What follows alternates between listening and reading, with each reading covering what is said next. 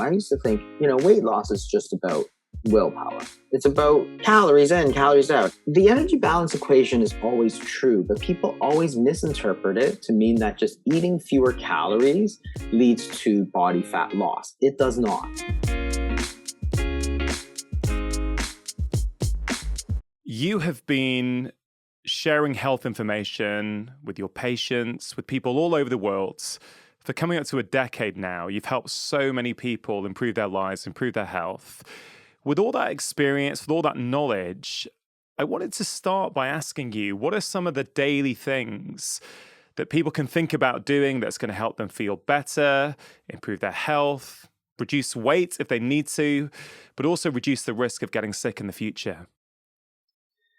Yeah, I think there's a few things. I mean, one is sort of to stop a lot of this sort of snacking that goes on.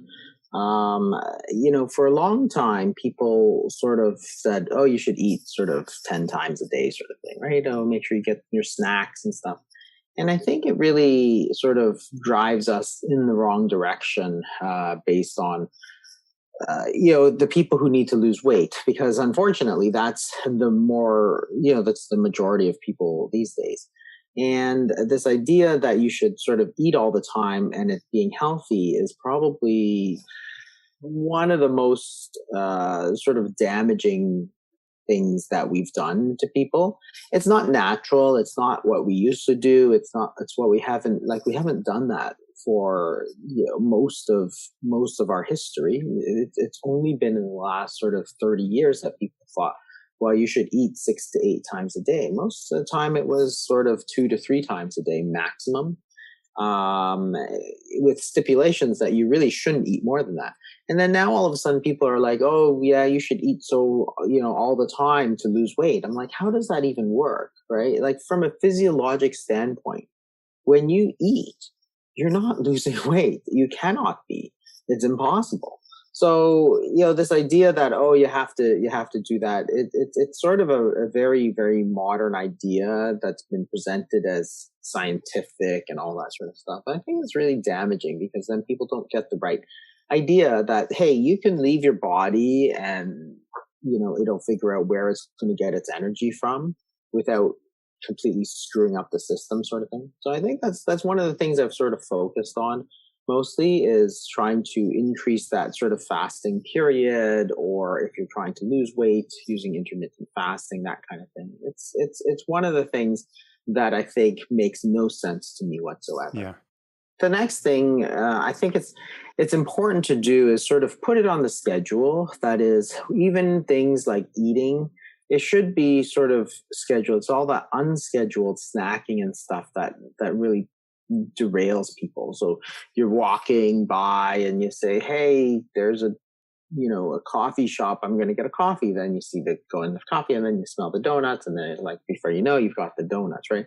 So the problem is that you've got all these periods of time where you've got unscheduled sort of opportunities to eat, and they're never really good for you. You're walking, you're in the office, somebody has a bowl of candy out, so you go and get some candy, you go to it was never on the schedule. You have a meeting, all of a sudden somebody's ordered a plate of cookies, and before you know it, you've eaten cookies, right? So there's all this sort of scheduled stuff, like unscheduled stuff. And so you really want to just make sure, when you're eating, you make sure it's sort of like mindfulness, right? You're deliberately scheduling a time to eat, and every other time don't eat, right? And it sort of goes hand in hand with this idea that we should eat all the time to lose weight. We think that there's no cost to it. Or maybe we're the ones ordering a plate of cookies for the afternoon meeting, right? And it's like, it's not necessary. It never was necessary. It's not doing anybody any favors. So, make sure that when you're eating, it's sort of on the schedule. Like if it's not on the schedule, then you shouldn't be eating. And it's the same idea as mindfulness behavior. I love that idea of scheduling when you're going to eat. It almost feels like a revolutionary act in the 21st century, because there's such food availability all the time. We're always surrounded by food, tempted by food, and just this very simple idea that put when you're going to eat on the schedule, I think for many people, it may be the first time they've ever heard that before. Yeah, it's sort of it's what your default is, right? So most of the time, up until say the 90s, the default was not eating. So therefore, you scheduled when you ate breakfast, lunch, and dinner. All of a sudden, based on no science really, we thought we should eat constantly. From the minute you get up to the minute you go to bed, you hear constant refrains. Well, always eat breakfast, never skip breakfast, start eating immediately, and then have bedtime snacks and have snacks.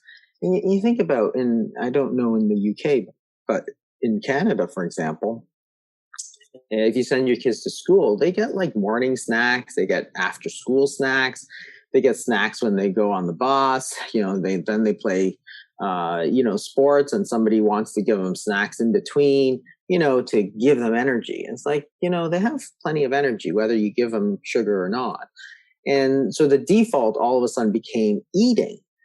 So, it was strange because we went from a default of not eating, you have to decide when you're going to eat, to eating all the time and deciding when you're not going to eat, which is bizarre. Yeah. So, and not healthy, because if your baseline is to eat, then you gain weight. It's unfortunately, there's no way around it.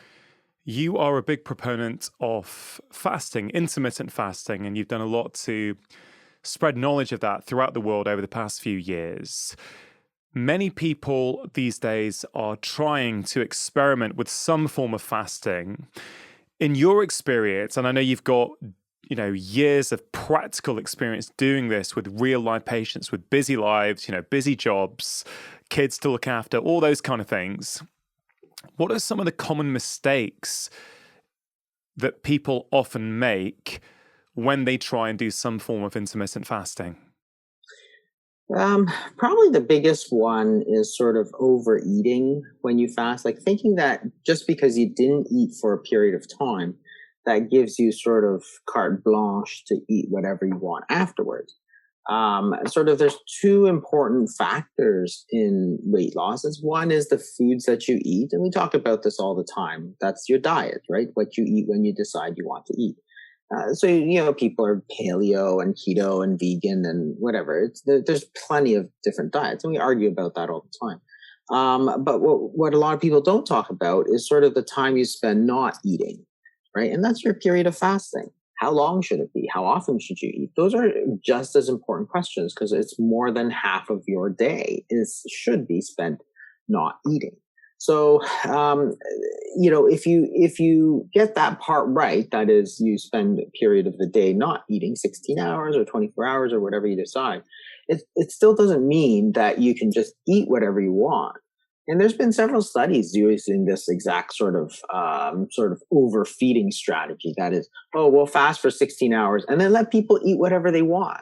Well, it's a very unsuccessful strategy. You want to eat still healthy, still sort of good, nutritious, whole foods, and combine the fasting. It's not sort of like, there's sort of like two levers, right? You want them both going in the right direction. You don't want to go one up and one down. That's just going to make it ineffective. So, and that's one of the things that people don't understand, because there are some rat studies, for example, that said, well, rats, you let them eat whatever they want, and as long as they fast for a period of time, they stay underweight. So therefore, that should apply to humans too. You can eat whatever you want. That is, if you fast 16 hours, you can eat junk food and fast food and McDonald's and all this sort of stuff. It's like, no, you can't.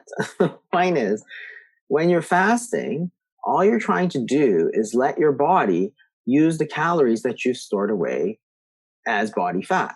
That's all it is. So body fat is nothing more or less than a storage form of calories, right? You take in food energy in the form of calories, and your body stores some of that away.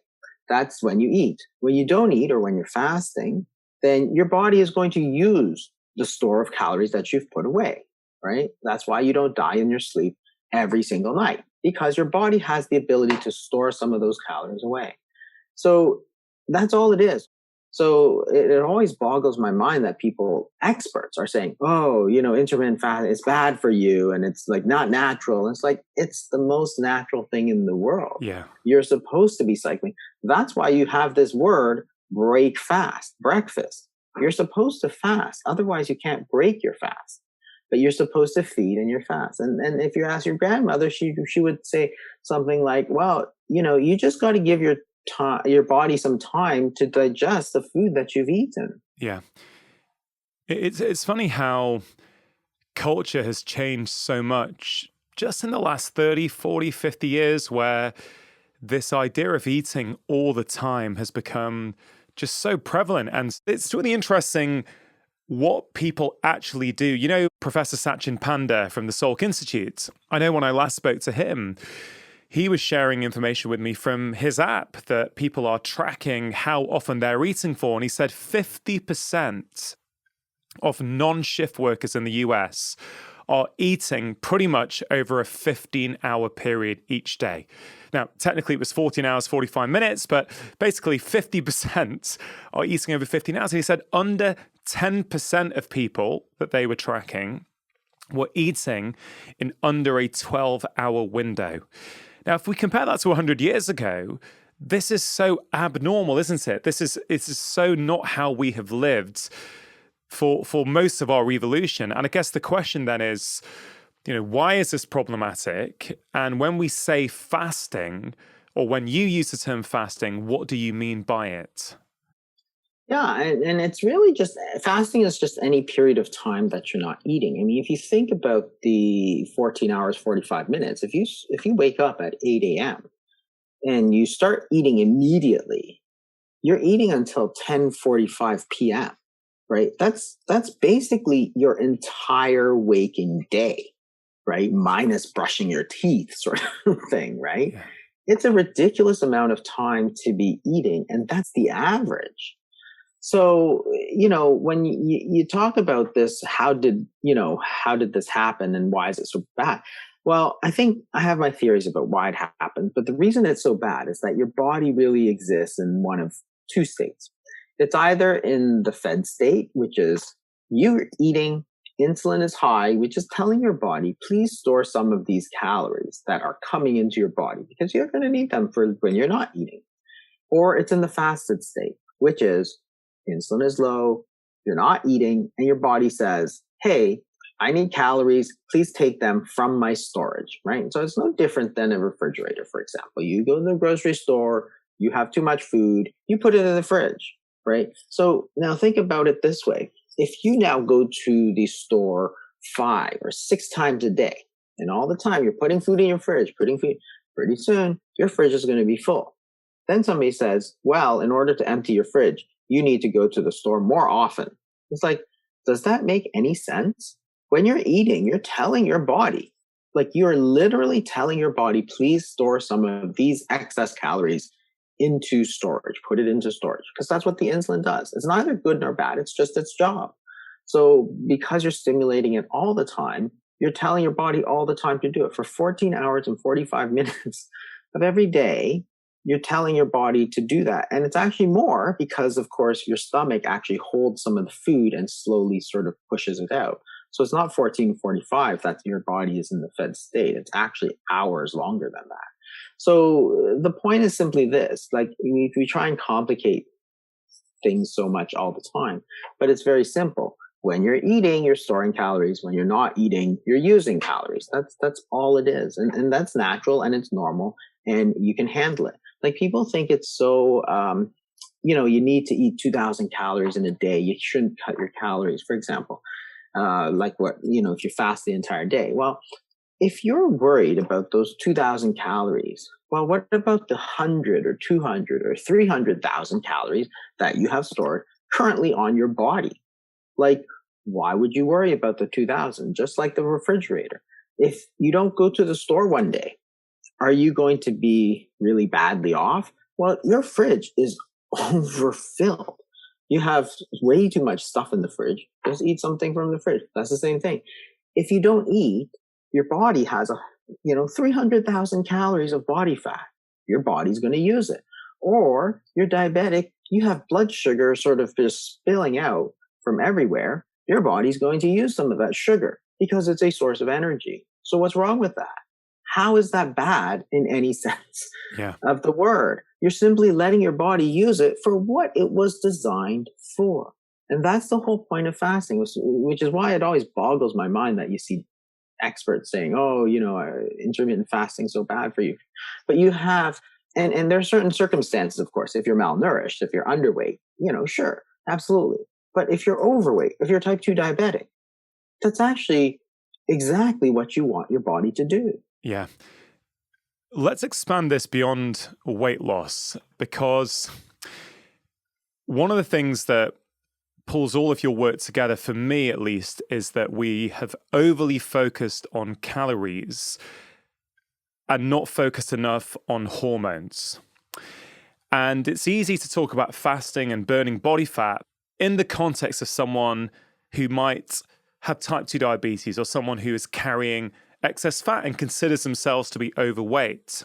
But this goes beyond weight, doesn't it? This is actually a very helpful practice for people who want to be in optimal health, have more energy, yes, have a good body weight, but also reduce the risk of getting sick in the future.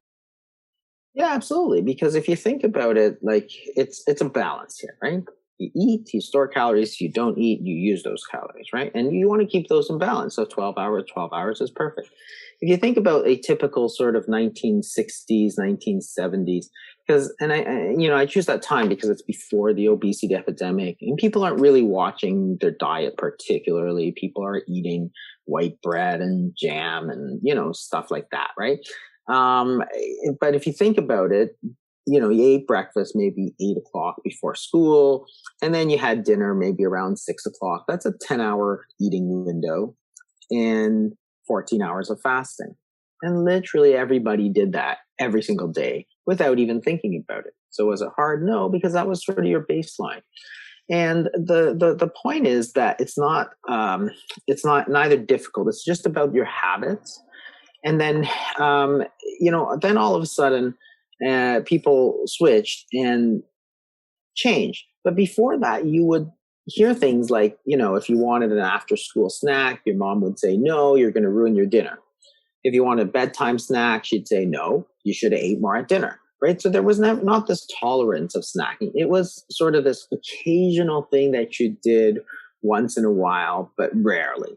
It's an indulgence. Right. And then it became every day. So, my kids, when they went to school on a trip, for example, a bus trip, right? So they'd go on the bus and you get this note from the school, which would say, please send 2 snacks with your child. And I'd be like, why? Are they not eating lunch? Or am I not feeding them dinner? Is that why they need a snack? It's like, my goodness. And then we teach them that you have to snack all the time. And then we blame them for gaining all this weight. And then tell them that, hey, it's your diet, it's your lack of willpower. And it's like, well, we focused on the wrong things. And you might say it was all very inadvertent, I think. It wasn't that anybody deliberately meant to do that. It all came back to sort of the dietary guidelines, which was in the 70s, people said, you should eat ultra, ultra, ultra low fat. And in order to do that, the United States government encouraged people to eat processed food because you could process the fat out of it and put other things, mostly carbs, because fat and protein tend to go together. And so instead of eating, say, a typical breakfast of eggs and bacon, which would keep you full until lunch, they'd eat 2 slices of white bread and jam and some sugary cereal. The problem with that, and we know this, of course, is that insulin spikes up very high, glucose spikes up very high, because they're all very highly refined carbohydrates. Then it crashes. So by 10:30, you're just starving. So then you go get yourself a low-fat muffin. And then the same thing happens, right? Your glucose spikes up very high, your insulin spikes up very high, and then it's gone. So people started eating more frequently because they were basically just eating a whole bunch of refined carbohydrates. Then they said, well, I'm eating 6 times a day when I used to eat 3 times a day. But since I'm eating super low fat, this must be a good thing. It never was a good thing, of course. It was just a byproduct. Now, of course, we know we shouldn't be eating a whole pile of refined carbs like right away. But back then, 2 slices of white bread and strawberry jam was perfectly acceptable. Very low fat, almost 0 fat, in fact, all sugar, all refined carbs. So I think that's sort of how it came about, because of this sort of insistence that we eat low fat, low fat, low fat, which unfortunately wasn't like more beans. It was refined, highly refined carbs is what replaced the fat in our diet. But then the inadvertent thing was that even as we moved away from those refined carbohydrates, so we started acknowledging, hey, there's healthy fats. Hey, you should eat nuts. Hey, you should eat whole grains. Even as we moved away from those refined carbs, we never moved away from the fact that we're just eating constantly.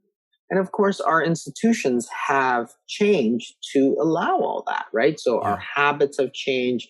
It's acceptable to eat at your desk. It's acceptable to eat in the movie theaters. It's acceptable to eat in front of the TV. It's acceptable to eat while you're walking. Like, all of those things would have been super frowned upon. If you went to the office and you were eating at your desk in the 70s, people would be like, what the heck are you doing?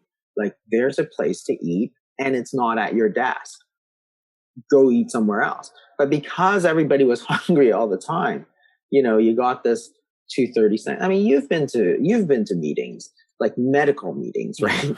Like, my God, it's like, okay, so you have a full breakfast. Then at 10:30, they roll out the granola bars and stuff. And that's at 10:30 a.m. You just ate a huge breakfast at like 8 a.m. And then you have lunch. And then, at 2:30, there's a nutrition break, right? Where they roll out muffins and cookies and stuff, right? And then you go eat dinner. It's like, these are for doctors like you and me. And this is at every single meeting you go to. American Heart Association, Diabetes Association.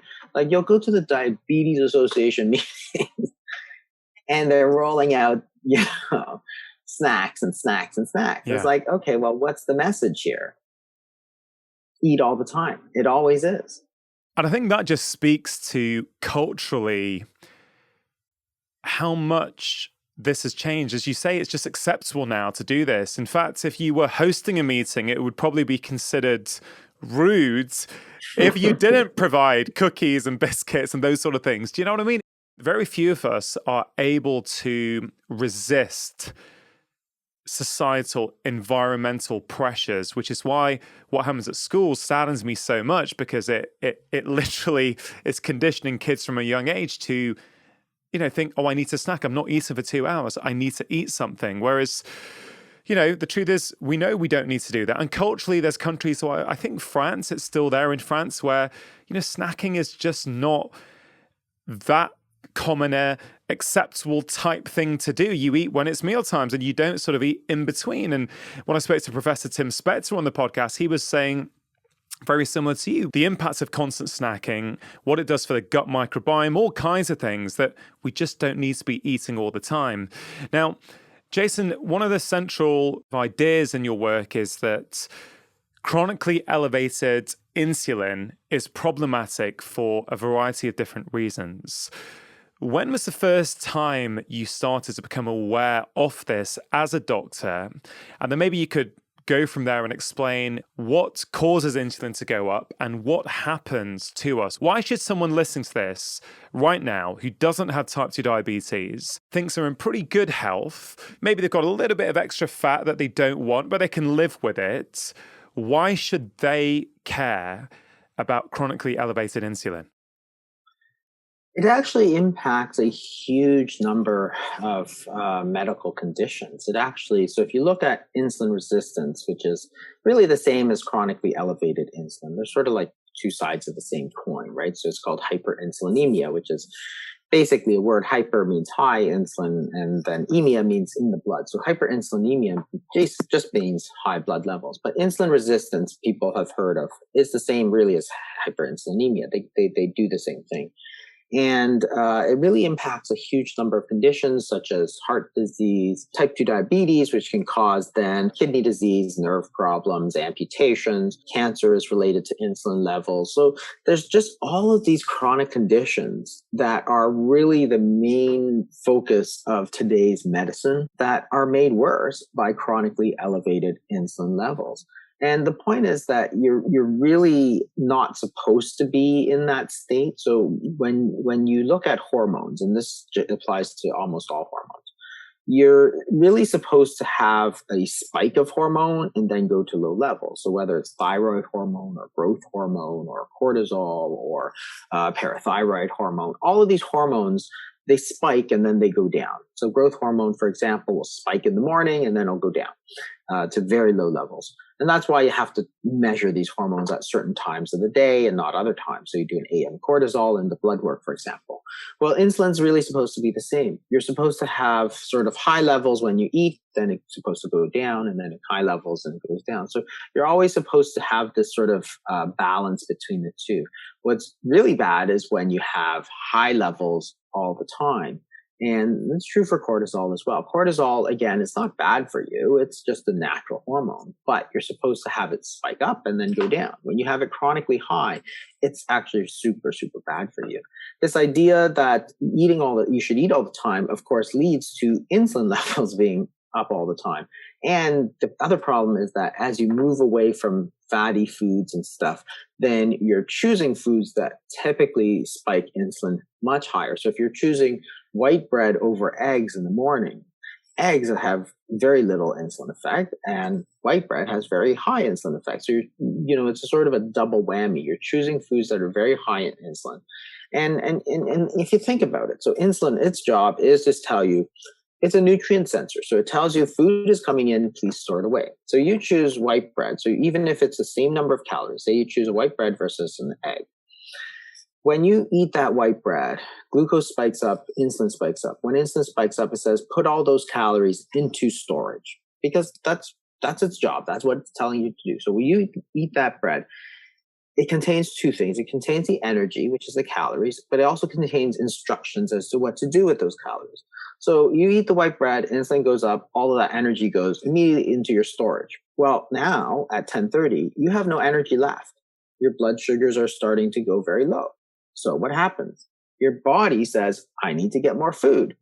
Why? Because you've put it all away. It's just like you go to the grocery store and you take the food, instead of eating some of it, you put all of it into the freezer or the fridge. Well, you have nothing to eat. So then you go out and buy more food, right? It makes no sense. Whereas the egg, the insulin's not going to go up as high. The energy is now available for you to use all day, and you're not hungry at 10:30 because you still have energy to do your activities of daily living, right? But it was the hormones really that made the difference. And this is the thing that I think is really important. When you have two foods, white bread and eggs, which are the same number of calories, the body's response to those calories are completely and utterly different. Okay. So one of them spikes insulin, one of them doesn't. So in order to say that they are equal, and you hear this all the time, a calorie is a calorie, just count your calories, right? That's how you get stupid ideas like, oh, you could eat ice cream for dinner. Just don't eat your broccoli because there's 100 calories of broccoli you didn't eat, so you can eat 100 calories of ice cream. Well, that's stupid. It's really, really bad advice that a lot of experts gave out because they're like, it's the same number of calories. But the hormonal effect is so different. And it's the hormones that tell your body what to do. You take 100 calories in, you can either store it away or you can use it as energy, right? One of them makes you fat and one of them makes you full, gives you energy. Which one do you want to do? Well, you have to choose the 100 calories that don't go straight to fat, which is, the ice cream and the white bread and so on, right? And that's the point that everybody misses when they're so focused on calories. And there's so many people out there that are like, calories, you're saying calories aren't important. Like, I'm saying that there's way more important things than the calories because it's what you do with that energy, not just the total amount of energy. Yeah, there's a couple of things there for me. One of the problems with saying whether you're eating ice cream or eggs or salmon or whatever it might be, it's the same as long as it's the same amount of calories. Problem number one with that for me is that food is so much more than calories. Food is information. Food has an impact on inflammation. It has an impact on genetic expression. It does so much. It signals so many things in the body, which we really undervalue when we just say how many calories is in that, firstly. Secondly, I think this idea of calories is worth just exploring in a little bit more depth, because as you say, a lot of people talk about calories in versus calories out. It's simple. If you want to lose weight or maintain a healthy weight, you just need to get in a deficit with calories. We have to be burning off more than we're taking in, technically, scientifically. Do you have any insight on that? Yeah, so the energy balance equation is basically, they say body fat equals calories in minus calories out. That's sort of what we all think about. So therefore people say, oh, you must be in a caloric deficit. You actually can never be in a caloric deficit because it's a balance equation. There's three variables: body fat, calories in, calories out, and they must balance. So the point is that if you change one of those variables, and everybody I always think there's only two variables, calories in, calories out. No, there's three variables: body fat, calories in, calories out. If you change one of those variables, calories in, it does not mean, there's two other variables. It does not mean that your body fat will decrease, because if you decrease calories in, you could also decrease your calories out. That is, your metabolic rate will go down and your body fat will be unchanged, right? So the energy balance equation is always true, but people always misinterpret it to mean that just eating fewer calories leads to body fat loss. It does not. In fact, almost every study we've done over the last sort of 50, 60 years says that when you simply reduce calories and don't change the sort of composition of your calories, then what happens is that body fat goes down a little bit, but what happens is your metabolic rate goes down more. So if you go from 2,000 calories, for example, you're burning 2,000, you're eating 2,000, you're in balance. You want to lose weight now. So you go down to 1,500 calories. That's what everybody says, right? Eat 500 calories less per day. So you cut out the salmon and you cut out the eggs, but you love bread and ice cream. So you keep your bread and ice cream. You go down to 1,500 calories. There's two possible things that happen. One is that you lose body fat. But two, the other possibility is your body simply burns 1,500 calories and your body fat stays relatively unchanged. That does not break the energy balance equation. Neither does it break the laws of thermodynamics. In fact, when you look at studies, every study we've done practically over the last 50 years shows that is precisely what happens. You eat 1,500 calories, your body then actually goes down and burns 1,400 calories, and you start to gain weight back. And then when you start to gain weight back because you did the diet all wrong by focusing on calories, people say, oh, you weren't trying very hard, you didn't have willpower and all this kind of stuff, right? And that's the whole problem with weight loss, is that when you focus on calories, you're losing the sort of thread of the energy balance equation. You think that eating fewer calories guarantees you body fat loss. It does not. You can just as easily balance that equation by reducing your energy expenditure. Yeah. Just like if you are working and you get fired, you lower your expenses. Yeah. That's just what you do so that you protect your bank account, right? You don't want to take money out of your bank, so you lower your expenses. So you reduce your income, you reduce your expenditures. So same thing with calories. You reduce your income, how much you eat, calories in, your body reduces calories out. You don't control that. Yeah. You can't decide to burn more calories, but your body does. Yeah. Now, all of a sudden, you're in a situation where you're still overweight, but you're eating 1,500 calories and your body's burning 1,500. So you're cold, you're tired, you're hungry, you feel terrible, but you're not losing any body weight. That is actually precisely what has happened. And everybody who's done a diet knows this. Every single person. The failure rate of sort of counting calories for weight loss, the failure rate is somewhere around 95 to 99%. And yet we think that this is the scientifically proven way to do things. It's actually proven to fail. Yeah. It's guaranteed. It is practically guaranteed to fail if you don't adjust the foods that you're eating. Because as you say, we think it's all about willpower, but really it's all about eating the right foods, because the hormonal response to those foods, which is telling our body to either gain weight or not gain weight, right? That's what tells our body. It's demonstrably different.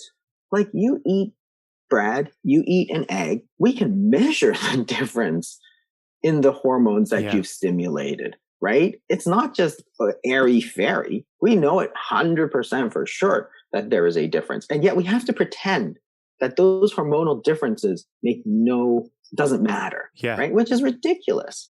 We'll be back to the conversation in just a moment.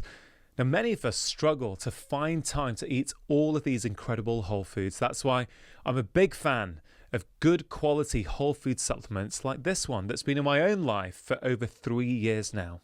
It contains over 75 whole food source ingredients, vitamins, minerals, pre and probiotics, and can help us support our energy, focus, digestion, and our immune system. Athletic Greens are giving my audience a fantastic offer. 1 year's free supply of vitamin D and 5 free travel packs with your first order. You can see all the details at athleticgreens.com/live more, or simply click on the link below. Now, back to the conversation. You know, the other thing I think people miss when they're focusing too much on that equation is that when we talk about calories out, everyone assumes it's just one thing. You know, it's like, how much did I exercise, for example, that day? They forget that actually calories out could well be 4 different things. The basal metabolic rate, as you've mentioned. So, you know, how much energy does it take to keep the lights on in your body, lungs, kidneys, whatever it might be.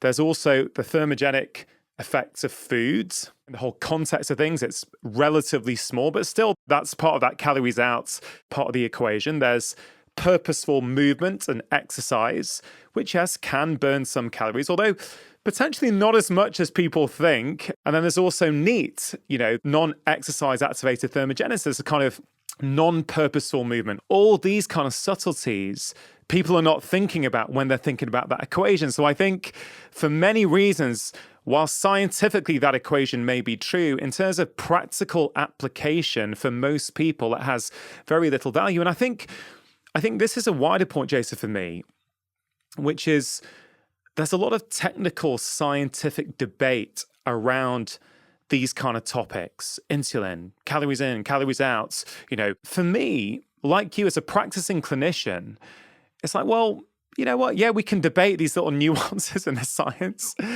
or we can simplify things and just help people do what we know and we see repeatedly work. Yeah. Do you know what I mean? And I feel that's one of the reasons I very much like your approach. You have seen tens of thousands of patients. You've helped probably millions of people through the internet now and through your books across the world. A lot of people are gaining huge value from this. And I think we sometimes miss that when we're trying to dot all the I's and cross the T's with the science. It's important, but it's not everything. Yeah, absolutely. And this whole idea that, you know, a certain number of calories, 100 calories of bread versus 100 calories of egg are going to have different effects on the body. They have different hormonal effects. It boils down practically to a simple idea. That is, some foods are more fattening than other foods, which is, of course, an idea that your grandmother would have thought blindly obvious, right? Like, who gets fat eating broccoli? Like 0 people in the whole world. Who gets fat eating cookies? Many, many, many people, right? And she didn't understand the difference between, you know, the hormonal responses of broccoli versus cookies. But she understood that you eat these foods, you know, and this goes back hundreds of years because the first low carb diet was sort of like Banting in the 1800s, right? So you're talking about at least 150 years. People have said, hey, certain things really make people gain weight. And even if you go back to Ansel Keys, for example, so he did a very interesting study in the 40s, the Minnesota starvation study. Interestingly, it wasn't a starvation study at all. It was a 1,500 calorie a day diet, 1,570 calories, which is actually not far off of what people advise for weight loss. Very high starch foods, because that was what was available in post-war Europe at the time. So when he measured metabolic rate, it dropped by like 40%. When you dropped calories by about 40%, metabolic rate dropped by about 40%. And what happened? He actually measured other things. So heart volume shrank, stroke volume, like the amount of blood that you pump out went down. People were cold, so they're generating less body heat because they're burning 40% less calories. You're sort of these sort of metabolic housekeeping things, like how much blood, so you're not pumping blood, you're more tired, you get, you're not generating body heat, you're cold, right? So the whole point is that, yeah, all of these things are important. This calories out is not just exercise. The majority of it is, basal metabolic rate. And you don't control that through your mind, right? You control that through your hormones. It's your hormones that control everything. That's just the way it works Yeah. in the human body. Everything is controlled by hormones. You don't control how strong your bones are. That's controlled by growth hormone and other hormones, parathyroid hormones, right? You don't control how active your thyroid is. So this idea that it's all about willpower, because people look at this thing, they go, body fat equals calories in minus calories out. So therefore, calories in is what you eat, calories out is exercise. It's all willpower. It's like, that's nonsense. It actually doesn't work for anybody, because you have to actually, it's an extremely simplistic way of looking at things. When you go one level deeper and say, okay, calories in minus calories out, it's what you eat and what you exercise. Let's go one level deeper. Why is it that you're eating more or eating the wrong foods? Well, it's because you're hungry. So that comes back to your hormones. And then you look at calories out. Well, it's exercise. Let's go one level deeper. It's actually mostly basal metabolic rate. So you can control what you eat, but you can't control how hungry you are. You can't decide to be less hungry. You can't decide that you're going to burn more calories. So it's all down to your hormones. It wasn't due to willpower at all. So you can take a drug such as semaglutide, which is a weight loss drug now. When you completely whack that appetite, in half, people lose weight. It never was willpower. It was that you controlled the hunger as opposed to the calorie, right? It all comes down to hormones. The human body is run by hormones. That is the chemical messengers that tell our body what to do. And this idea that it comes down to something so simplistic like calories. Calories is such a terrible notion, because not terrible, it's just misused, because it's a unit from physics, not physiology, right? So it's the amount of heat energy that is contained in a certain amount of food. It doesn't tell anything about how our body is going to use it. A block of wood may have 100 calories. If you eat that block of wood, you will get none of it, right? So it's like, well, that's it, right? I mean, there's lots of calories in a block of wood, but you won't absorb any of it. It's just a unit of physics. Physiology is what happens in the human body, right? Where are the calorie receptors? Do we have calorie counters within our body that are saying, you took this many calories, therefore this, right? And you look at the failure of that sort of academic notion that we can be so precise that we are now physicists, not physicians, right? Like, we're physicians. That sort of stuff from physics doesn't work because it doesn't jive with how the human body works. We don't have calorie counters. We don't have calorie receptors. Like, there is nothing in our body that senses how many calories you eat. And it doesn't account for the realities of modern life, where people are sleep deprived, right? And therefore their hunger and satiety hormones are completely off whack. It doesn't account for chronic stress, which raises that hormone you mentioned earlier, cortisol, which again has a huge effect on our hunger and all kinds of things, and where we might store that body fats. The human body is just much more complex. And I think a lot of people have a certain bias, right? So if you're a personal trainer, I guess, your bias is probably the subset of people you've seen, people who are coming to see you, who believe that actually working out regularly, exercising hard is really, really important to lose weight. And of course, it can form part of the overall strategy of things, but therefore your view as a personal trainer is going to be hugely impacted by what you see. Of course, my view is hugely impacted by what I've seen over 20 years, tens of thousands of patients. But as a general practitioner, I guess one thing I would say is that you see everything. You literally see everything. You see people who've got all kinds of issues, and therefore I feel that gives you insight into a whole variety of different people, different lifestyles, people who are shift workers, and you're a practicing clinician as well. I guess as a nephrologist, you will also see a huge amount of different people, right? Yeah, exactly. And that's one of the things that you see a lot of in this sort of fitness world. And there's this sort of bro science, because you're so invested in this idea that it's all about effort, right? That all of weight loss is just due to effort and willpower, right? As opposed to, eating the right foods and all these other things that are so important, we know, like sleep and stress and so on.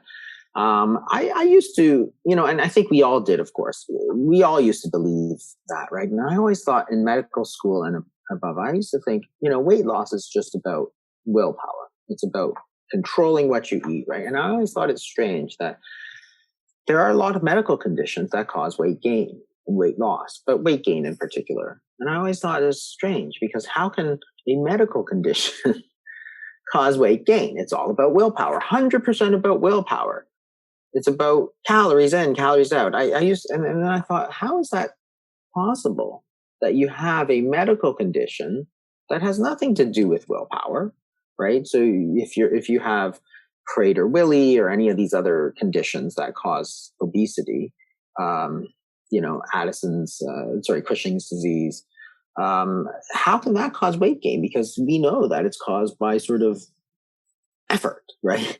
So it's very strange, but as you go on, then you realize, no, it's all about the hormones. Like you give somebody insulin, and I don't really care how much willpower you have, you gain weight. Why? Because you're literally telling your body to gain that weight. So therefore, if that's the important thing, then how are you going to minimize those instructions to gain weight? Well, you eat natural foods.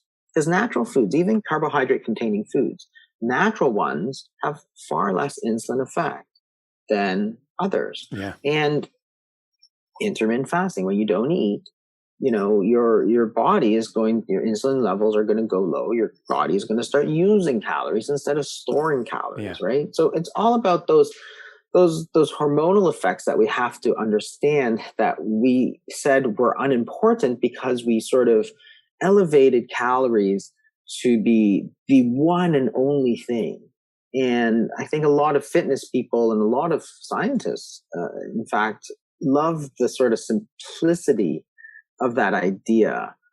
But unfortunately, it wasn't really true. And you see it all the time. Like there's so many people, like doctors, for example. There are a lot of doctors who are overweight. And I know a lot of doctors. Most of my friends are doctors, right? And would I say that they have no willpower? Absolutely not. I've seen these people work sort of 36 hours at a time, right? When they put their mind to something, they will absolutely go out and do it. Nothing will stop them. And yet these people are overweight. Some of them are obese. Some of them are my friends. I don't think they have no willpower. Yeah. I don't think they have a lack of willpower as the reason that they are overweight. I think they're eating the wrong foods because or they're getting the wrong advice to eat constantly and so on. And so many doctors have come back to me. So when I started talking about intermittent fasting probably about 8 years ago, like honestly, people thought I was insane. Like it was, common knowledge that you had to eat all the time, even to lose weight, right? And when I came out and said, well, you can fast, I mean, and most of the doctors that I spoke to, because they knew me and they would listen to me, they said, this actually makes a lot of sense.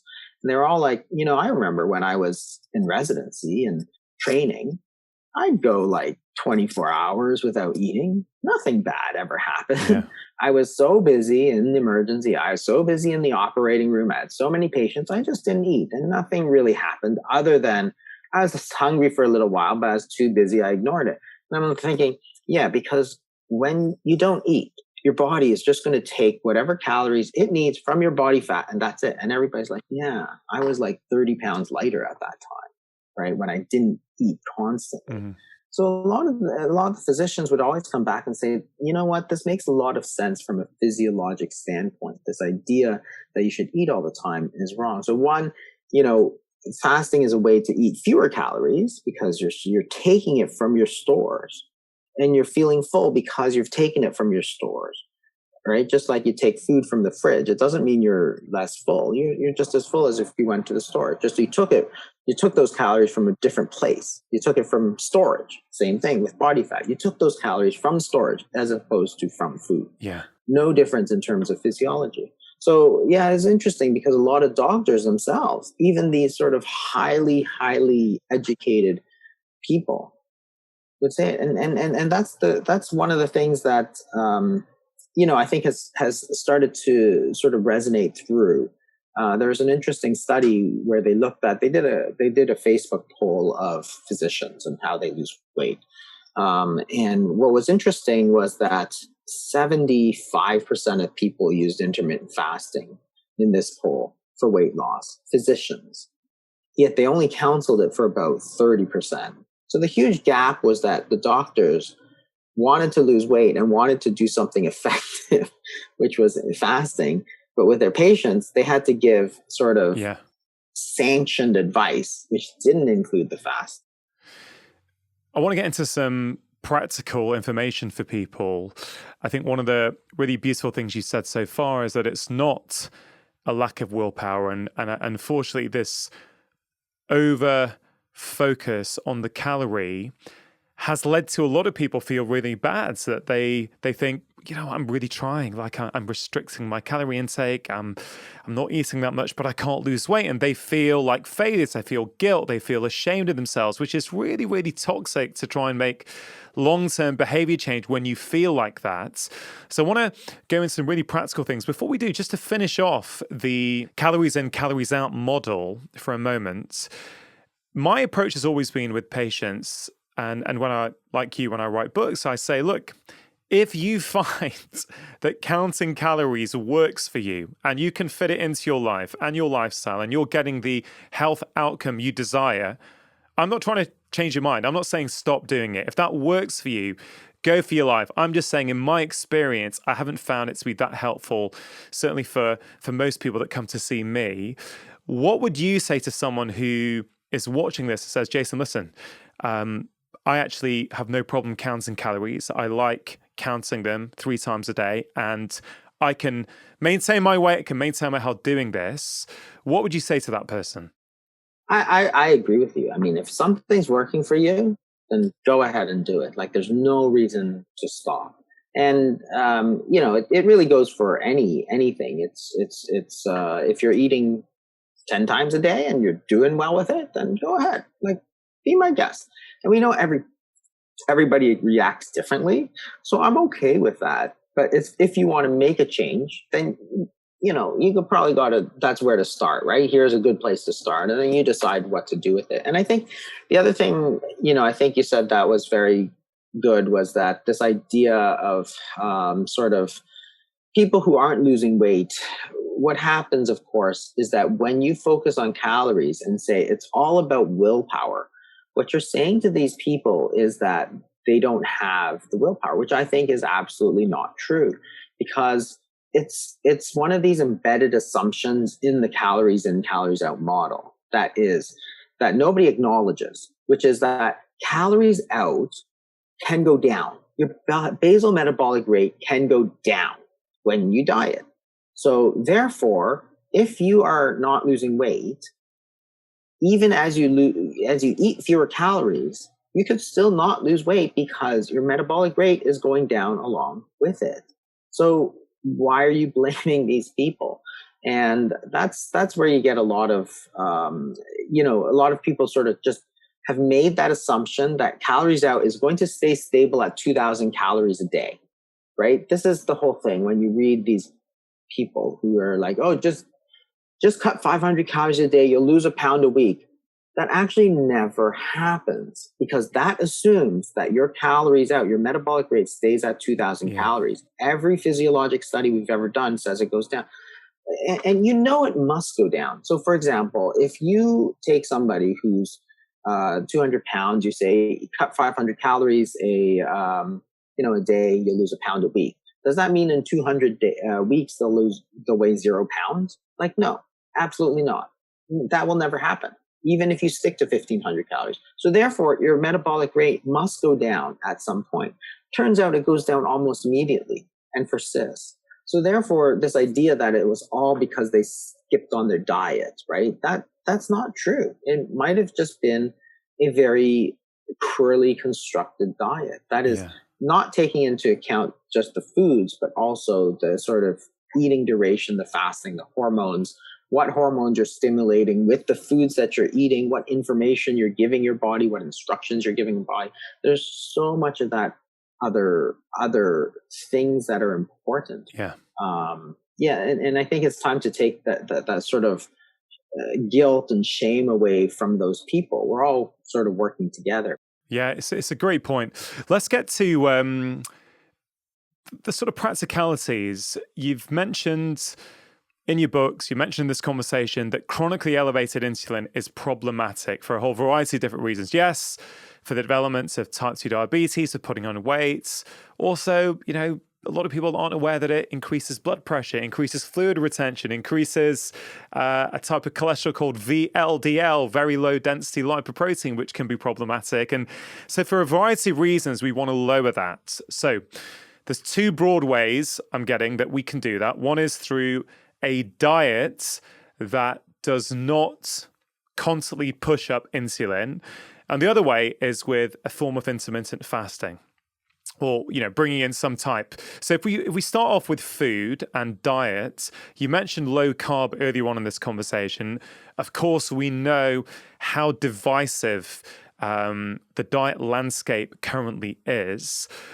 In your experience, if we're thinking about a diet, food choices that don't spike insulin too much, what are the kind of principles you like your patients to follow?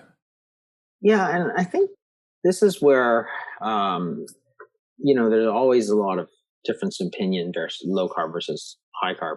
And I actually think that there's a huge difference even within carbohydrates.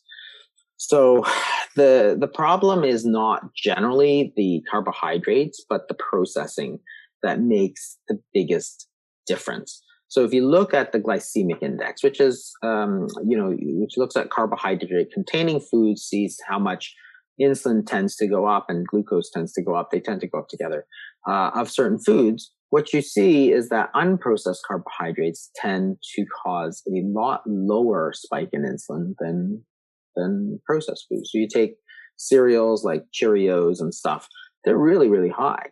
You take a very refined product like white bread, just very, very high. But then you look at something like boiled potatoes, and it's just extremely low. They're both carbohydrate-containing foods. So there's a big difference even within carbohydrates. Beans are carbohydrates. They have a different type of amylopectin. They have amylopectin C versus amylopectin A. Their digestion is completely different. They're still carbs. So trying to simplify it to just carbs is difficult because you could eat a lot of beans, and who gets fat eating beans? Like very few people. Are you talking like black beans, kidney beans, these sort of things? Yeah, all beans. Yeah. The type of carbohydrate they contain is amylopectin C, which is harder to digest and therefore leads to much lower blood glucose levels, much lower insulin levels. But insulin is sort of that key. So even within carbohydrates, so people think, well, one of the things is to cut carbs, which is a reasonable thing, but cutting the refined carbs does a lot better, because you have to understand that a lot of countries, a lot of cultures have had high carbohydrate intakes, and in the past have never had a big problem. So China, for example, was classic in the 80s. It was eating 300 grams a day of carbohydrates, almost all white rice.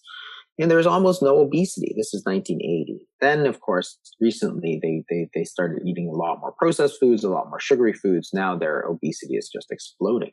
But it was not just the carbs. Why do you? This is really interesting for me. So, white rice is a refined carbohydrate. Why do we have societies with high volumes of carbohydrates who are not putting on weight and who are not getting type 2 diabetes? And that example you use of China there is really interesting. 300 grams of white rice a day, you would think would spike insulin and would, cause people to get sick, but it wasn't. Yeah, and it wasn't. And one of the theories I put forward in my first book was this idea that maybe in the West, in the modern world in which we now live, where people are chronically stressed, they're chronically underslept, they're chronically underactive, and they're eating a lot of highly processed foods. Altogether, that's creating the perfect conditions for high levels of insulin resistance. And I thought, well, maybe the low carb diet has a particular utility in modern stressed out cultures. I don't know. Have you got any comments on that? And how do you explain that in the 1970s, they were eating this in China and not getting sick? I think there's a few things. One is that the amount of sugar they were eating was just almost zero. Yeah. So sugar, which is fructose, is metabolized quite differently than glucose. So when you metabolize glucose, all your cells in the body can use glucose. When you metabolize fructose, only the liver can use fructose. So the fructose goes straight to your liver, and there it gets converted and causes fatty liver, causes all kinds of things when you're eating too much fructose. So it can get converted back into glucose, but for a lot of reasons, it just gets turned into fat through de novo lipogenesis. You get fatty liver, you get insulin resistance, which causes hyperinsulinemia.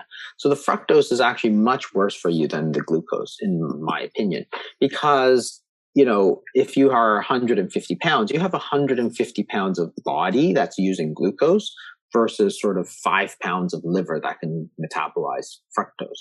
So the fructose is much, much more obesogenic, I think, than the glucose. So therefore, the practical side is that sugar and sweet things like that are just much more fattening than starchy foods. So maybe you're saying then in China, back then, because they're not having much fructose, yeah, almost zero. That therefore they can actually, the bodies can handle the 300 grams of white rice each day. Whereas on the background of a lot of fructose, which is of course how many of us live these days, too much sugar, too much fruit juice, all these kind of things, maybe with a background of that, suddenly the white rice starts to become problematic.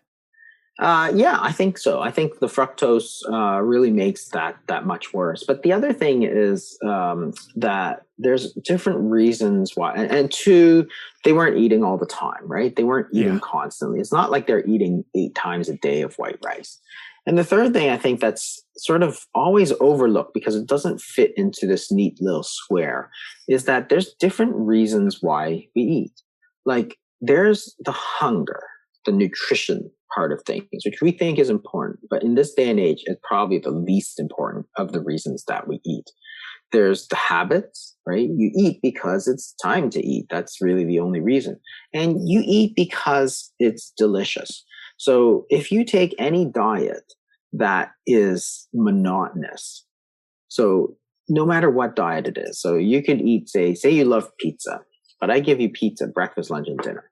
Okay, very soon, much sooner than you think, you are going to be so sick of pizza that if I continue to feed you pizza, you're just going to say, okay, I'm going to eat as little of this pizza as I possibly can until I'm no longer hungry because I just don't like to eat it. It's the same thing with white rice. If you eat white rice and vegetables every single day, 3 meals a day, which is, what they're eating in China, like different types of, vegetables with white rice. Pretty soon you're going to be like, I will eat the rice because I'm hungry. As soon as I stop being hungry, I am stopping eating because I know the hedonic effect of food, the pleasure-giving sense of food goes away when it's completely monotonous. So you can eat all that and, you're not going to overeat it because you don't want to. Yeah. You just want to make sure you're not hungry. And therefore, any monotonous diet always works because you've just very quickly run out of things that you want to eat. Yeah. So what we've done, of course, in the modern age is we've introduced all kinds of varieties of food, which keeps us eating beyond the we're full sort of stage. I've got my nutrition. I'm done. I don't want to eat anymore. We never get that state because we're always like, well, we want to keep eating. And then you get around it by snacking because even if there's lots of good things to eat, so you go to a buffet, all you can eat restaurant, after a certain point, you have to stop. Like you can't keep going. It's, if you've eaten everything and somebody says, hey, why don't you have a bit more of this pork chop? You'd be like, oh, that's going to make me throw up, right? It's the same pork chop as you ate like 20 minutes ago, but you're now full. So the point is that if you take away the sort of pleasure-giving part of food, then you're going to be able to control a lot of overweight, obesity, which is what the white rice was, right? It was monotonous. It was just every single day was the same thing. Like, I can tell you, I ate rice a lot growing up because my parents were immigrants. They came from Hong Kong. We ate rice probably every single day. So yeah, I liked rice, all right. But until you're full, then that's it. Like, I don't want to eat more than I have to because I've eaten too much of it already. So that's why it's always, people say, oh, therefore carbs are good, or you have the Kempner rice diet from the 40s. Hey, that proves that carbs aren't the enemy. It's like, no. It's very complicated. Like you can't just simplify things into like, this food is good and this food is bad, right? So there's a lot that goes into sort of understanding it.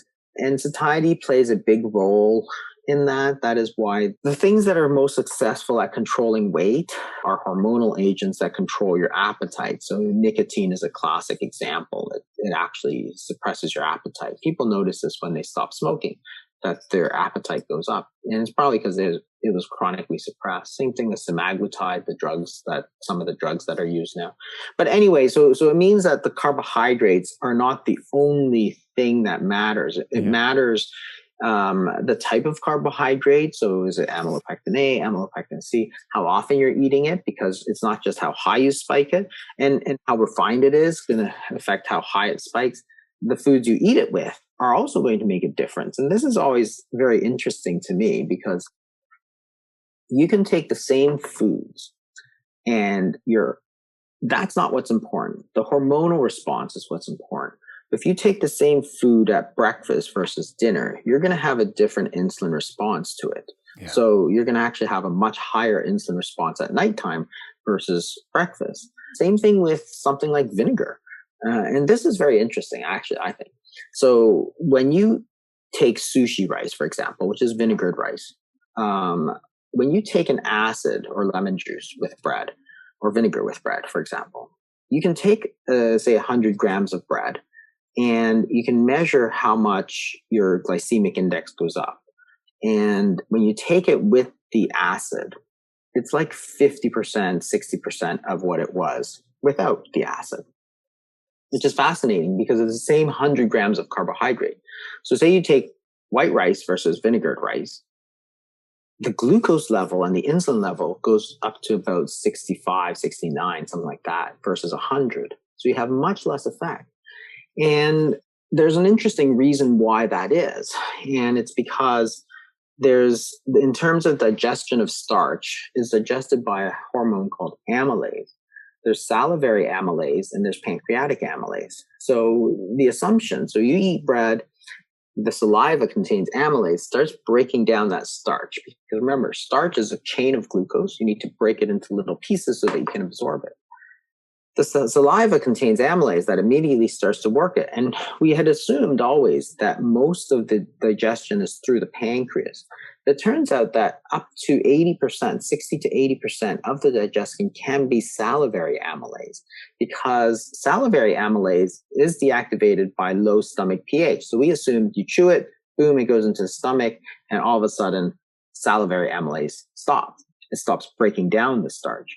But in fact, because of the bolus of food, the pH of the stomach actually never gets down there.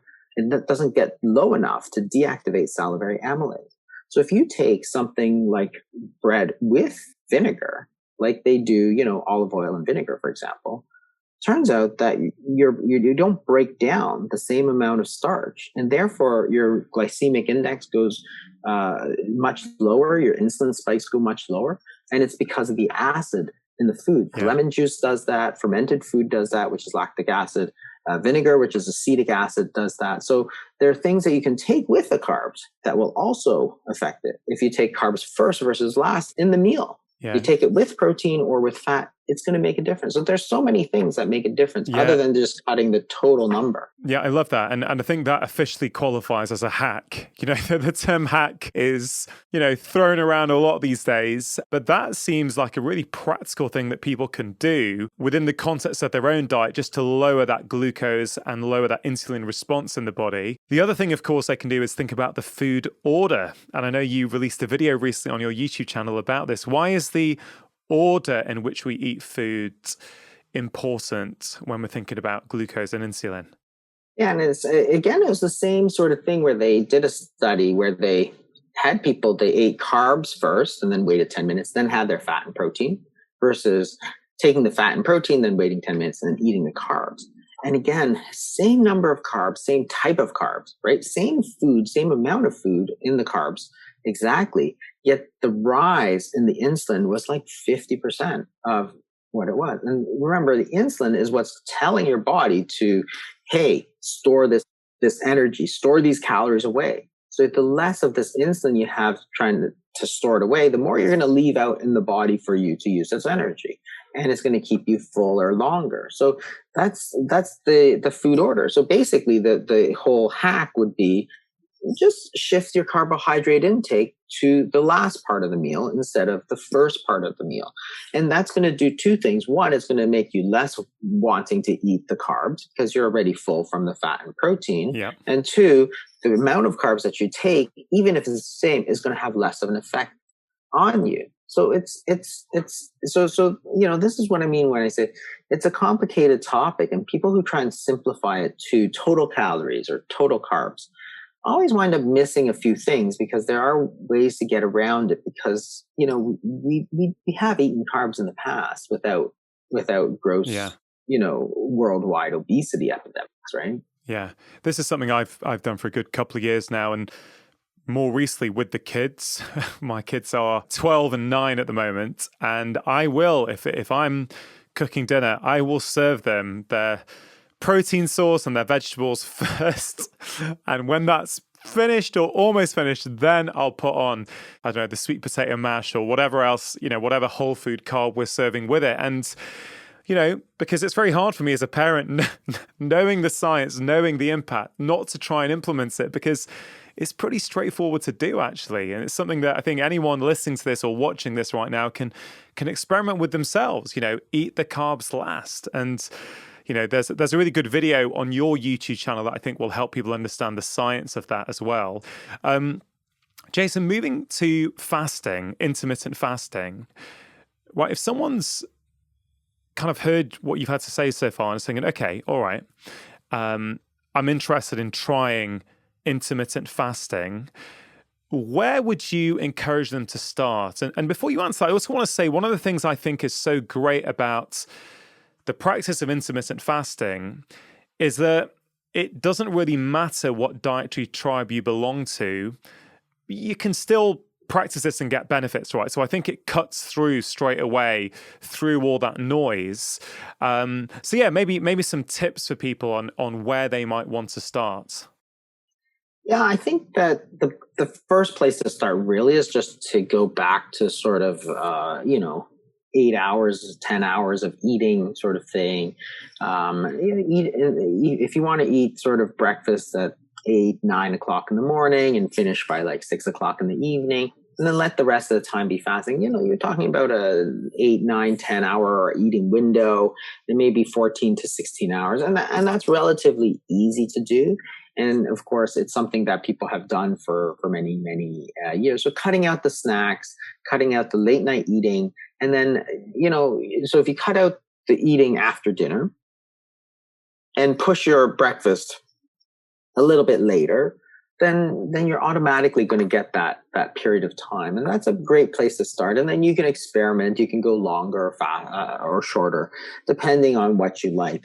But I think that's probably a good place to start off with. That's going to be safe for everybody. There's no problems with anything. You're still going to be eating a relatively normal, meal schedule and so on.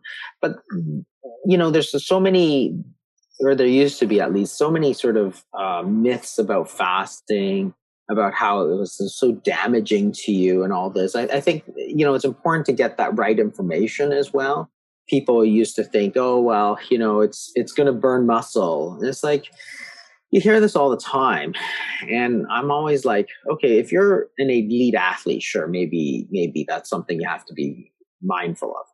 But for most people who are not elite athletes, you're just sort of regular people, this idea that it's going to burn muscle is still very much ingrained. You see it out there. Lots of people talk about it. And it's like, do you really think that our body is just so stupid that we would store calories as glucose and body fat, but the minute that you don't eat anything, you're going to burn muscle? Like, do you think that we survived as a species to become the dominant species on Earth because our body is so intrinsically stupid? Like, it's sort of like storing firewood, for the winter. And then as soon as it gets a little cold, you chop up your sofa and throw it in the fire. Like, what? Like, what? Like, why are you storing body fat if you plan to use that muscle? It's like ridiculous. And I think it's a huge misunderstanding of the physiology. So I have a video about the 5 stages of fasting, and there's a period of time in there that actually is called gluconeogenesis. So when you think about the physiology of fasting, there's a lot of good things that happen, but essentially your body goes from eating food, then it starts using glycogen, which is sugar. It's basically chains of glucose that are stored in your liver. And then after glycogen, then there's a short period of gluconeogenesis, which is protein. And that's where people say, wow, that's where you're breaking down muscle. And you have to say, no, protein is not the same as muscle.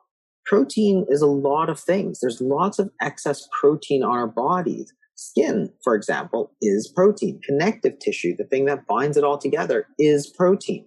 When you break down proteins, your body is going to break it down and then rebuild whatever it is that you need. So if you need muscle, you will build it. If you don't need it, you won't build it. Like, the only thing that builds muscle, what builds muscle and loses muscle is not how much or how little you eat or protein you eat. It's the exercise that you do. Like, I'd love it if I could eat and build muscle, but I don't. Like, it doesn't happen ever as much as I want it to. And it's the same thing. When you're breaking down protein, it's not necessarily muscle. If you're using the muscle, it's not going to get broken down. But what you are going to do is break down the skin, the connective tissue, the stuff that you don't need. And this is this process called autophagy, where your body is actually going to break down organelles in the body because it's not necessary. And it's a process of cleaning out the unnecessary stuff. So people who did intermittent fasting, we have people lose, 100, 150 pounds. They haven't sent anybody for skin removal surgery because that was protein that was removed, not fat. And that's all anecdotal. I know it's not sort of proof, but we have a lot of people who say, wow, my skin has tightened up too. It's like, you don't get that with just body fat loss. That's protein loss. Sorry to interrupt. If you are enjoying this content, there's loads more just like it on my channel. So please do take a moment to press subscribe, hit the notification bell, and now back to the conversation. If you look at the amount of protein on the human body, in somebody who's overweight, it's far in excess. They have more protein than somebody who weighs less. It's not just the fat. It's all the stuff that helps to support the fat, the blood vessels, the skin, the connective tissue, right? And that all also has to go with that. So yes, there is a period of breaking down proteins during the period of fasting, sort of around 18 to 24 to 30 hours, something like that. But it's not necessarily a bad thing. It doesn't mean your body is breaking down muscle. You will lose muscle when you don't use muscle. So you're saying start off for people, maybe a 10-hour eating window, as you say, let's say 8 a.m. till 6 p.m. is your eating window. Out with that, what, in your view, because you take a lot of people through these fasting programs, I know, in your clinic, what are they permitted to do outside that eating window in terms of drinks and other things? That's the first question. And then going beyond that, it's like, what benefits then might people, once they start there and go, okay, this is pretty easy, I can do that, I'm feeling better, lost a bit of weight, I'm sleeping better, I feel lighter. What are the benefits, or why should some people consider going further? Because I think in your clinic, am I right in saying that sometimes you take people into 36-hour fasts, 48-hour fasts, those sort of things? So maybe just walk us through that, if you will. Yeah, so, classic fast is water only, but really you don't have to be that strict. There's no rules. Like, when you're talking about fasting, there's two main variables. One is the length of fast, and two is what is allowed during that fast. And you can there's lots of things. So tea, for example, is something that I recommend for a lot of people. You can drink coffee, and then those really don't have too much effect on, your body. There's no calories in, green tea, and it really doesn't have much effect. On the other hand, the coffee and stuff, it's going to have the coffee and tea. They both have things like stimulants, like caffeine, and that may keep your sort of energy, your metabolic rate a little bit higher. So yeah, maybe there's a little benefit from those, although the effect is relatively small. So teas, coffees, herbal teas, those are all great to do. Then you get into things that are more clearly food. So things like bone broth, for example. And then people even take like small salads and stuff within that fasting window, if they get very hungry, for example. And those are, people think, wow, I just broke my fast, right? I have to start all over. That's not what happens, because what happens is that when you're fasting, you're trying to force that insulin level down. So if your insulin level is going down, your body's going to switch towards using your stored calories, not the food.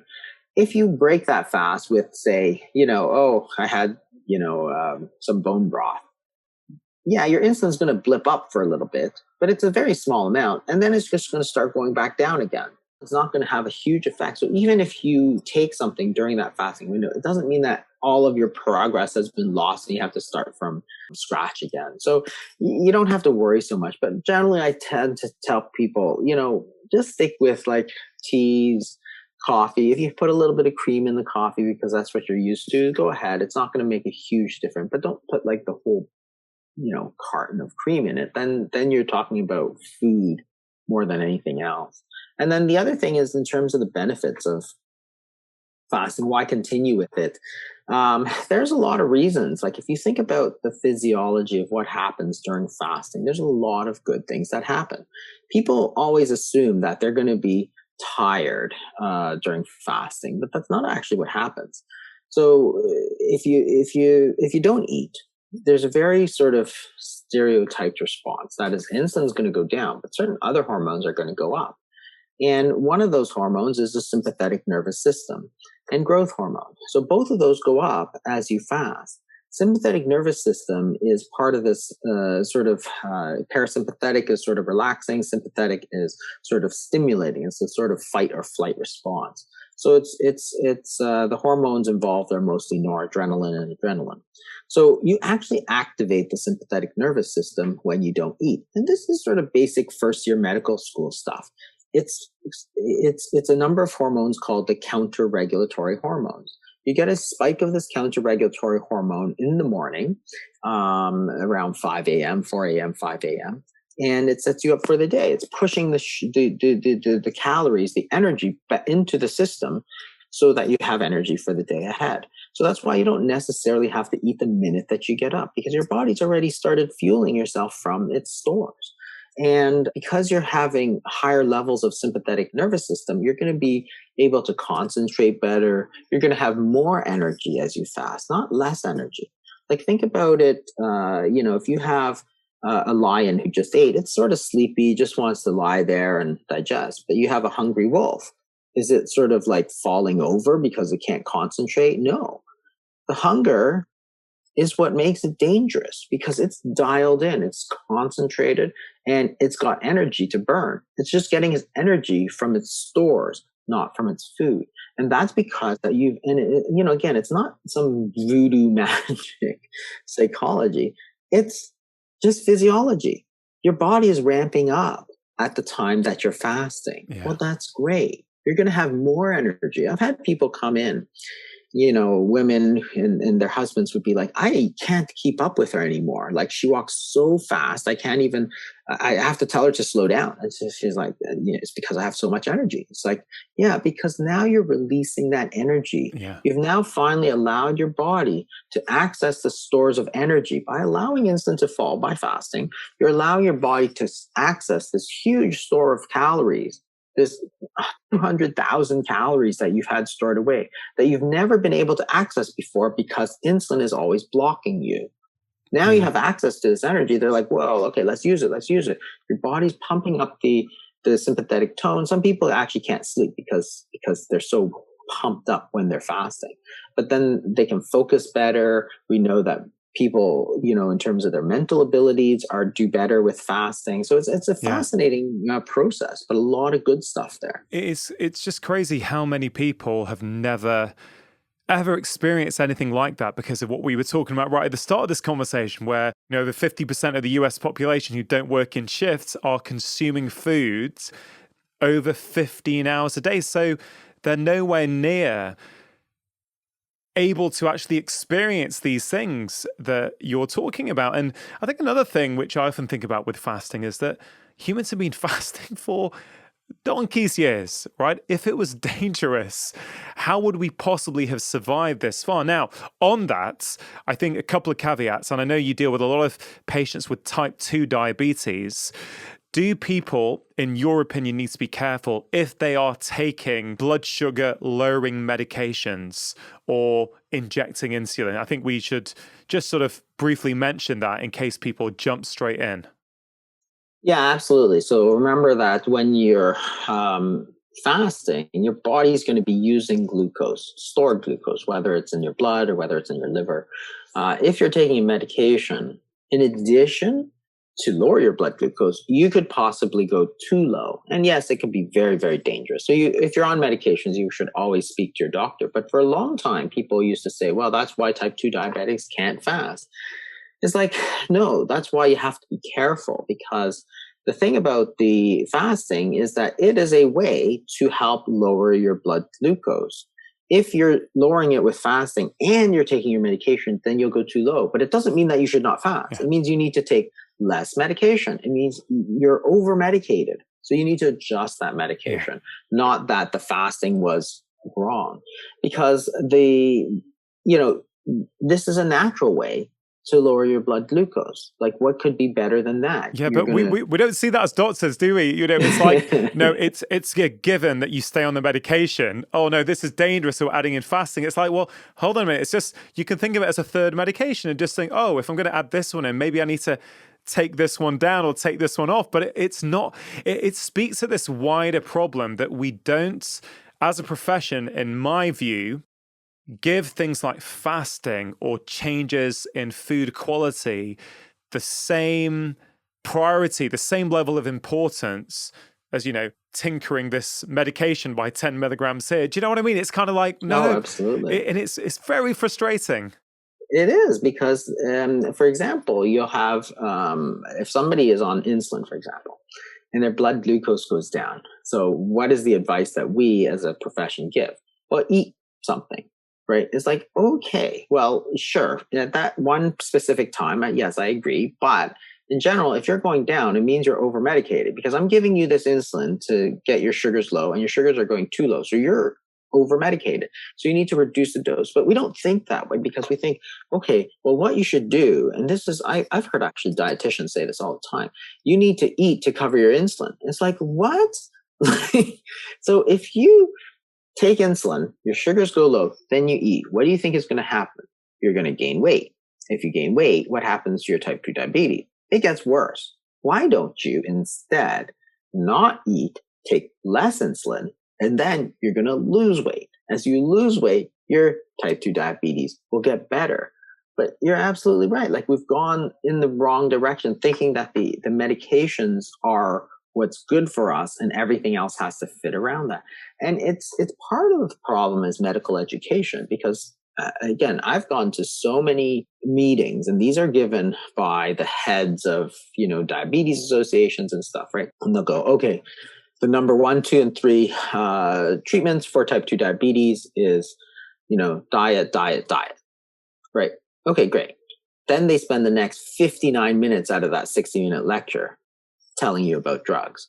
So the message to all the doctors, these are training doctors and established doctors, is that yes, we will give you lip service about diet and lifestyle, but what we're really here to talk Yeah. about is meds, right? And that's wrong. That's Yeah. absolutely wrong thing, because think about this simplistically, right? Type 2 diabetes is largely a dietary disease. And we're using drugs to control a dietary disease. Well, you're not going to get as much effect as you think you will, because you're not focused on the root cause, which is the diet. Yeah. This is such an important point. When I teach doctors on this prescribing lifestyle medicine course, a lot of doctors will say initially that, patients don't do what I tell them to do, And I often give the example of a 10-minute or a 15-minute consultation with a patient in general practice where they've just been diagnosed with type 2 diabetes. And we do a role play on stage. I basically try and demonstrate two different consultations. One where basically you spend the first 9 of those 10 minutes or 14 out of those 15 minutes talking about medication and the fact that this will stabilize your blood sugar. You're probably going to need another medication in the next year. And within a few years, you're going to be on insulin. And then as they're walking out, you say, and if you could lose a bit of weight and move a bit more, it's going to help you. And then we do another one where actually you spend the first 90% of that consultation helping them understand what's caused it, giving them help as to how they might change their lifestyle, all these kind of things. And then you also mention that there may be some medications. And you ask the question to the doctors, well, what message is that patient going to get? If you spend 90% of the time on lifestyle and 10% on medication versus the opposite, what's going to happen? Of course, the patient's going to go out with the impression, he mentioned diet at the end, but really it was all about these medications. But it is starting to change. That is for sure. Maybe not fast enough for people. You mentioned women before, and a woman who was full of energy and her husband wasn't able to keep up. There's another kind of maybe a myth about fasting, which is that it suits men better than women. Have you heard that myth, and what has your experience been with that? Yeah, I've heard this myth before that women shouldn't fast, or they can't fast, or they don't get results from fasting. And it's really, I think, just not true. Like, not all men do well. Like, there's lots of men who don't do well. You just don't hear about them.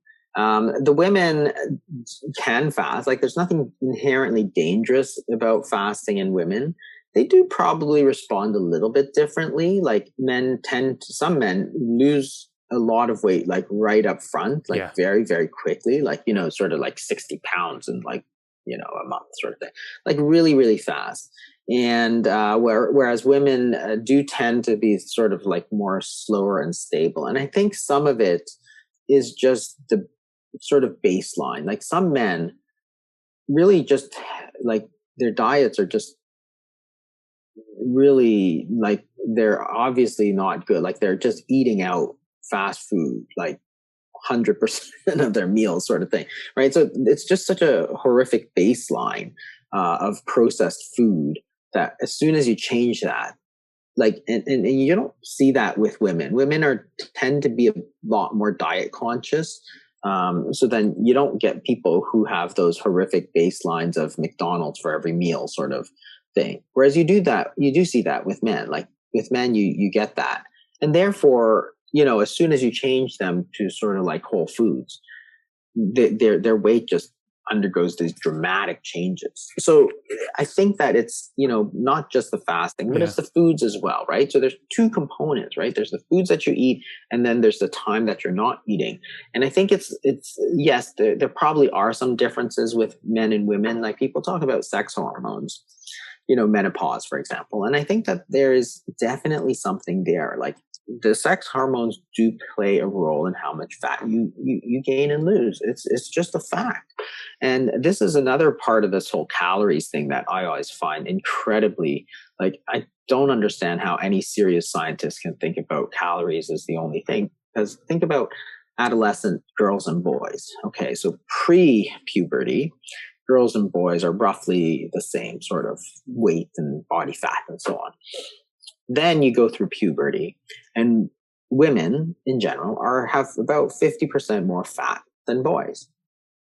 it's not that they have less willpower. Like, obviously not. The difference was that the boys had a bunch of testosterone. They gained more muscle, whereas women tend to develop fat in their hips and their breasts, right? It's just that's physiology. That's the difference between exposing somebody to a lot of estrogen versus testosterone. But it's not a willpower problem. It's not a problem with their diets necessarily, right? So it's not like, and this is, people who say, well, it's all about willpower. It's like, well, then you must think that women have less willpower than men. It's like that's not true. Like, it's not true in any sense. So therefore, it's the sex hormones that play a huge role. Women do have a difference in sex hormones and during menopause. So we know that there's a certain number of changes, and that may play a role in weight loss, but there's nothing you can do about it. Like, I'm not going to change their menopause. So therefore, you just have to deal with it. So does it mean they can't fast? No. Does it mean they may respond differently than men? Yes, absolutely. Yeah. They may take a little bit more time because their bodies had been programmed by nature to carry more fat. That's not their fault or anything necessarily bad. It's just physiology. Yeah. That's the hormones speaking. And I think, all these things are very individual, right? Some things work well and quickly for some people. Some things don't. It's kind of the way it is. And then also we have to be careful about how we're measuring the impact. I mean, if weight loss is the only metric people are looking at, they may think that intermittent fasting potentially has failed for them.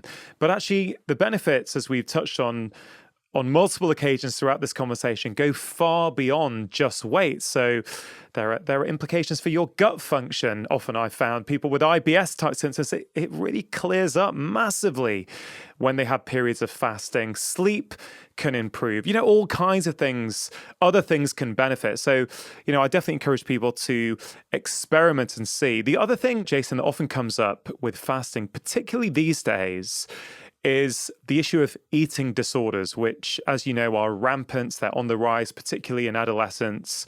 You released a video on this recently, I saw on your YouTube channel, which I found really, really interesting. What is your view on whether intermittent fasting, whether me and you having a conversation like this is toxic for people who may be suffering with eating disorders? I mean, what is your view on that?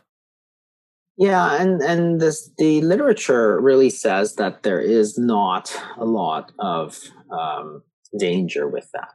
So when we're talking eating disorders, generally we're talking about anorexia nervosa and bulimia. Those are the two big sort of eating disorders. So they've done studies where they've basically looked at it. So they take people not there's two main concerns, right, with dieting or fasting and eating disorders. One is that you're going to be so hungry that you're going to trigger like overeating or binge eating, and two is that maybe you don't take enough amino acids and tryptophan, therefore you're going to get a little bit depressed, and then therefore you're going to overeat.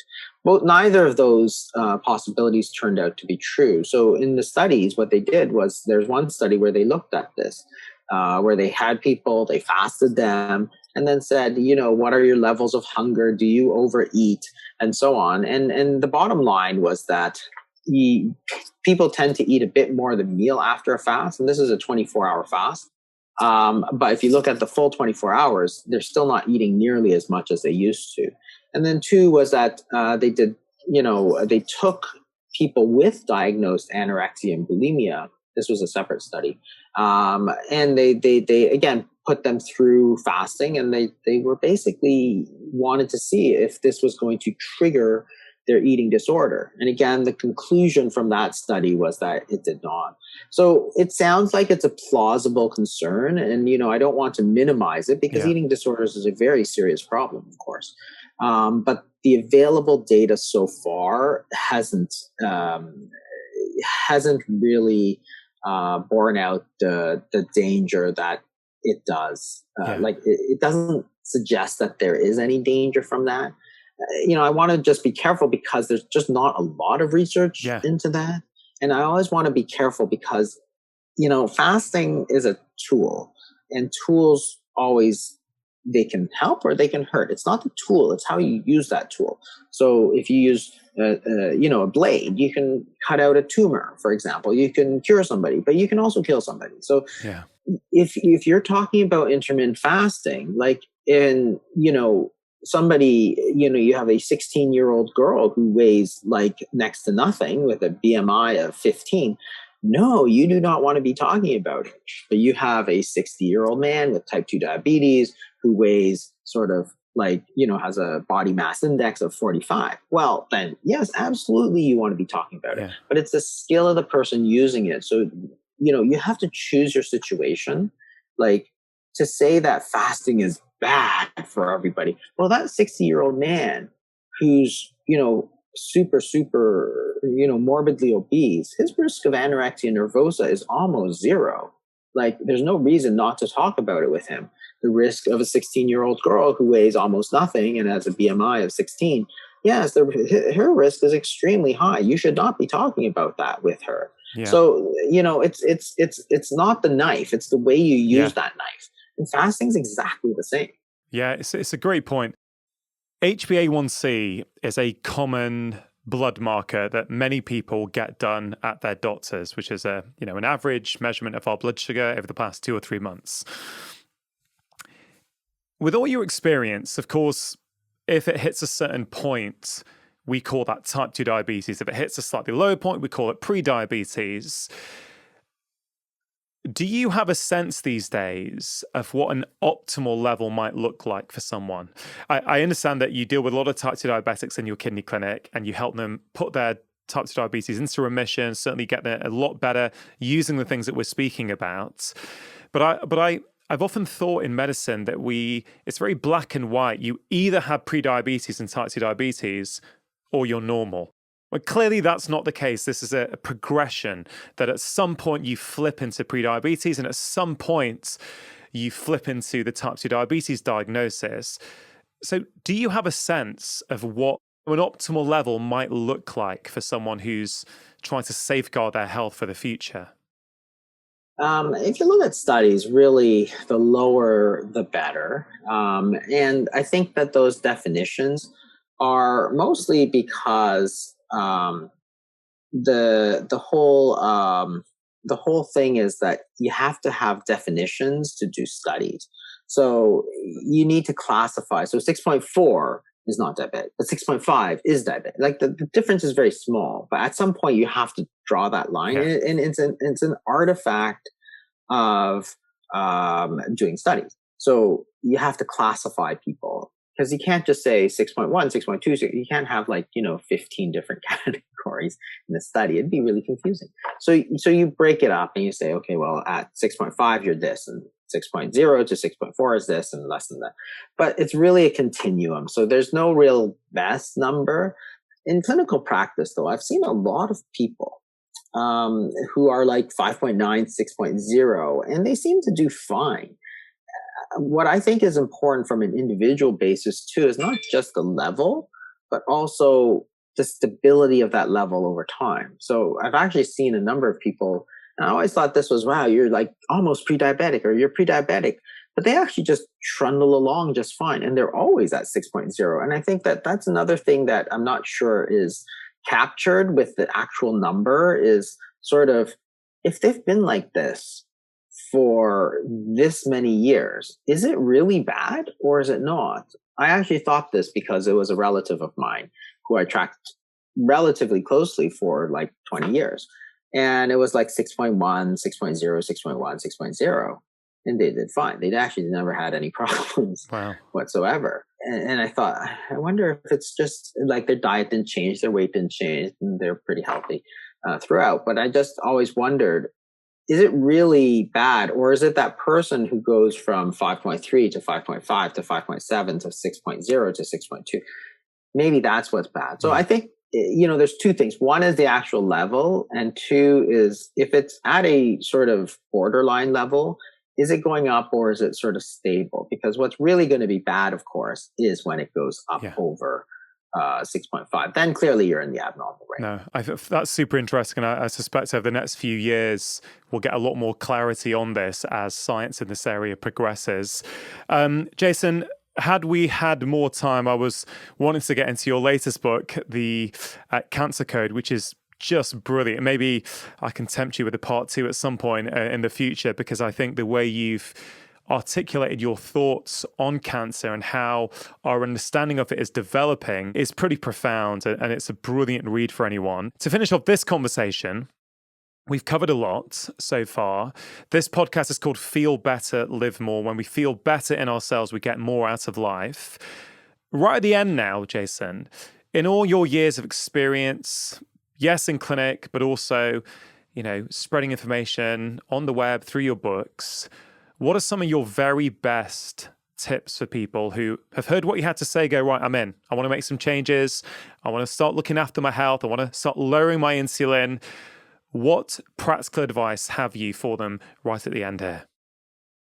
I think that the most important thing, is to focus on sort of foods and less on nutrients like carbs or, that kind of thing. Focus on the sort of eating whole foods is still probably the most important thing, whether it's a carb or whether it's not. I think that's still probably the biggest thing. We don't talk about it as much as we probably should, right? In the whole thing about carbs and, keto and this diet and that diet, it all winds up in, vegetarianism. And it always comes back to eating sort of natural foods and eating in a way that's not constantly stimulating. So, to me, it's relatively simple and not that controversial. One, don't eat too much sugar. I don't think that's very controversial. Two, try to eat unprocessed foods, which I don't think is all that controversial. And three, don't eat all the time. Like if you're overweight, don't eat all the time. Like cut out those snacks, which to me just seems like, hey, this is just what it was in the 1970s. Like there was none of this count your carbs, count your calories, count this, count that. Eat whole unprocessed foods, whether it's, vegetables or even meats. Enjoy your foods when you do eat them, but don't eat constantly. Give your body a break once in a while from eating so that you can digest your foods. Like that's all your grandmother ever wanted to tell you. Like, give your body a chance to digest the food that you ate. Don't just keep shoveling it in. You got to use it because when you're putting it in, it's got to come out at some point. Otherwise, you're going to get into problems. So those three things, I think, are sort of still the core of everything without getting too complicated. Don't eat too much sugar, eat unprocessed foods and don't eat all the time. Great advice to finish off. Jason, I want to acknowledge you. You're doing fantastic work. You're helping so many people. I think your books are fantastic. Which books would you drive people to, and where else can people stay in touch with you if they want to keep up to date with your work? Yeah, so I think the best place to start is the Obesity Code. It sort of goes into the science of weight gain and weight loss. I have a number of YouTube videos now, which sort of covers a lot of that material in sort of less than 10-minute chunks. So I think that's what I've been doing sort of the last year to sort of help spread the message. And the other ones, you can also follow me on Twitter at Dr. Jason Fung.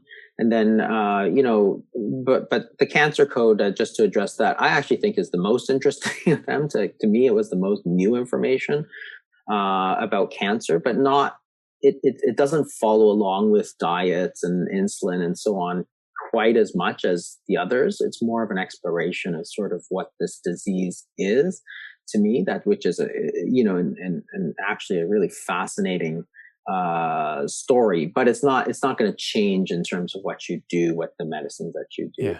It's not a diet. It's not completely a dietary disease. So therefore it's not a dietary solution, as opposed to say the obesity and type 2 diabetes, which are dietary diseases. So the Obesity Code, the Diabetes Code are both there to, just for you to get more information about that. Yeah. Thanks, Jason. Thanks for your work, and hopefully get you back on at some point in the future.